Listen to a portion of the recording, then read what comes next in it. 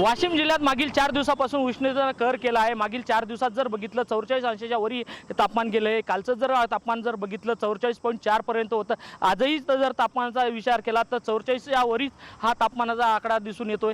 विशेष म्हणजे जर या ठिकाणी जर अत्यावश्यक कामाशिवाय कोणत्याही नागरिकांनी बाहेर येऊ नये। आपण बघू शकतो मी सध्या शिवलाईन ते बस स्टँड या रस्त्यावर आहे। या रस्त्यावरची जर परिस्थिती बघितली तर सध्या सुकसुकाट दिसून येते, कारण वाहनाची संख्याही कमी झालेली आहे। या ठिकाणी जर बघितलं तर वर्दळ मोठ्या प्रमाणात असते। आपल्यासोबत काही नागरिक आहेत, त्यांना विचारूया नेमकी ज्या तापमानामुळे कशी काळजी घेत आहेत आणि काय काळजी घेत आहेत आपण। नमस्कार, मी ॲडव्होकेट सुलक्षणा पट्टे बहादूर।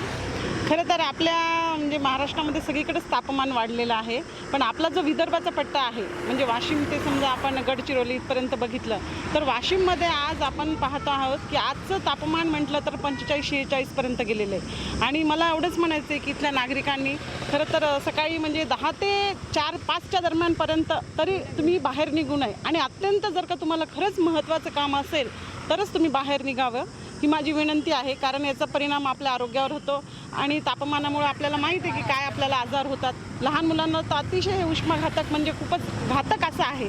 त्यामुळे सगळ्यांना एकच विनंती आहे की जर खरंच तुमचं काम असेल तर तुम्ही बाहेर निघावे, नाहीतर निघू नये, कारण की तापमान खूप वाढलेले आहे। आणि मला असं वाटतं की याच्यानंतर देखील म्हणजे 29 एप्रिल ते 15 मेपर्यंत मला वाटतं की तापमान हे 45 ते 55 अंश सेल्सिअसपर्यंत जाऊ शकते। म्हणजे आपल्याला अतिशय खूपच घातक असं हे उष्मा आहे, त्यामुळे आपण काही बाहेर जास्त निघू नये, बस हीच विनंती। नक्कीच हे होते आपल्यासोबत काही नागरिक यांची आवाहन केलं आहे की नागरिकांनी बी अत्यावश्यक कामाशिवाय बाहेर निघू नये आणि पुढे येणाऱ्या काळात अजूनही तापमानात वाढ होण्याची शक्यता आहे। कॅमेरामॅन सचिन राणेसह विठ्ठल देशमुख, TV9 मराठी, वाशिम।